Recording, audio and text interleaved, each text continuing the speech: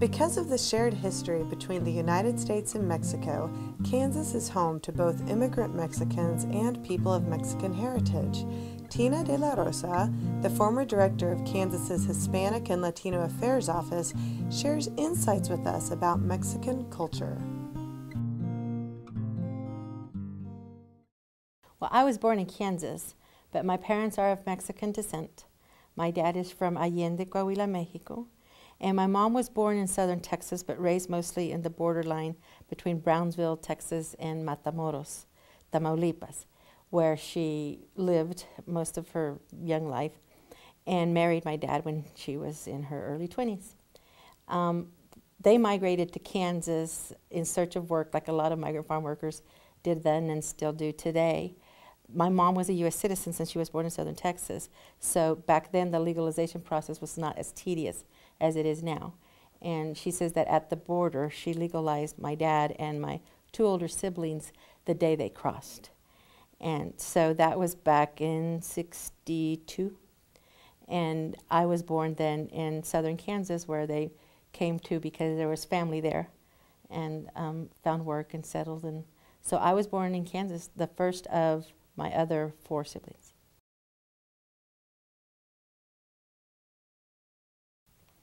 There are several.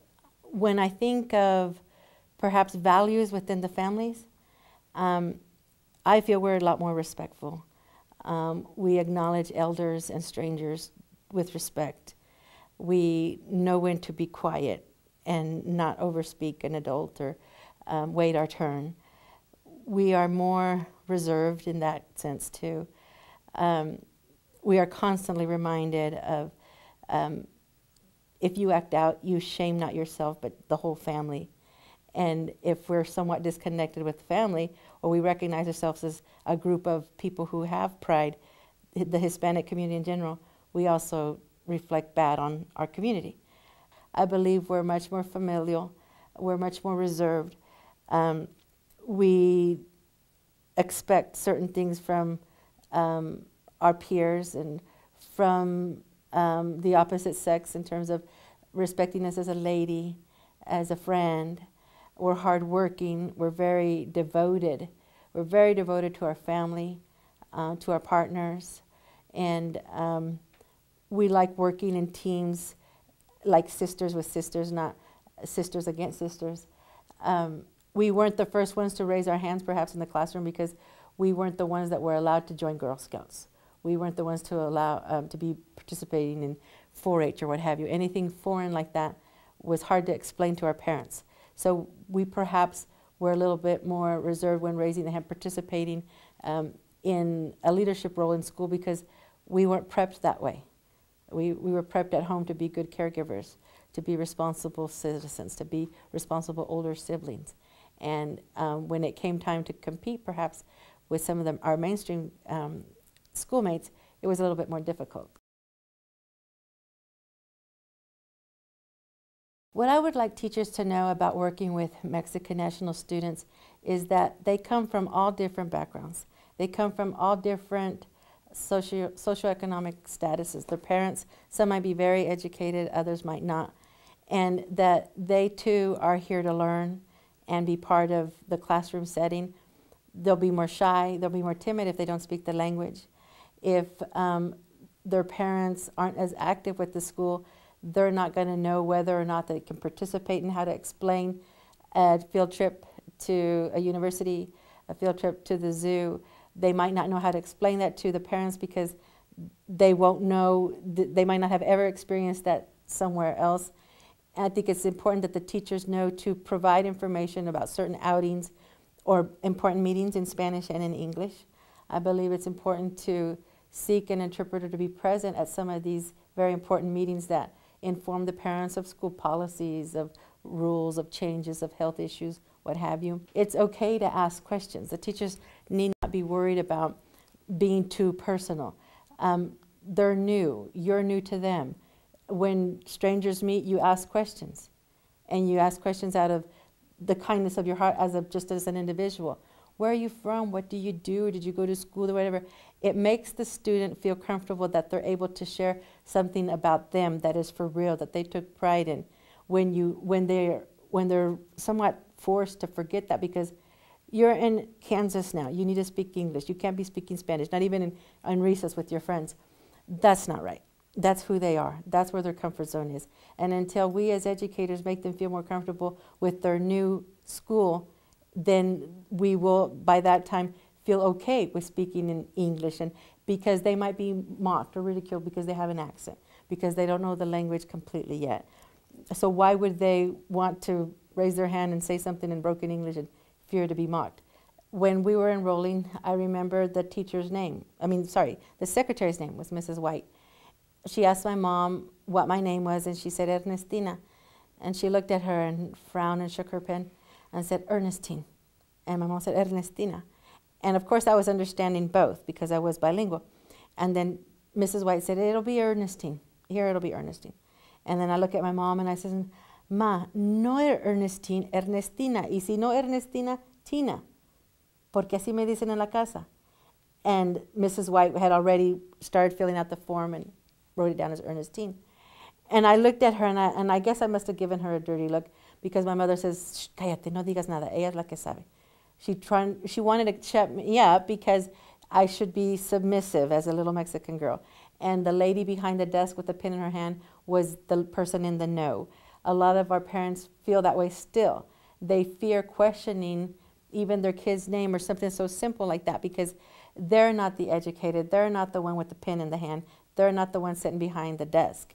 And so you don't question people of authority, or especially educators, because contrary to some belief, a lot of Mexican national families do value education in a way that I think sometimes hurts them, like in our case, in my case. I still remember the dress Mrs. White was wearing and the smell of her perfume that I didn't like, and her attitude. And I became Ernestine, and I hated the name. And I believe that still happens. As Americanos, it's easier for us to change Martinez from Martinez, or even trying to say it correctly. It's easier to say Marcos instead of Marcos. It's just easier, and we get away with it because, after all, like they say, you're in America and you're supposed to speak in English. Some names are difficult to say, I know, but out of respect for the individual and for what little that one student can hang on to that they know is theirs, such as their name. They're in a foreign country. They don't speak the language. The school system is totally different, and they have to prove themselves and do well for themselves, their family, and the school.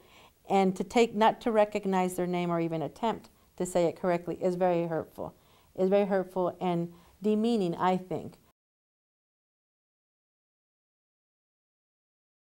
The majority of Mexican nationals do value education, but several of our younger parents have not had much formal education because of the cost factor. Not everybody can afford to go to school in Mexico. Not everybody. Some students, some families, they might send them up to the 4th, 5th grade, such as was my mom's case.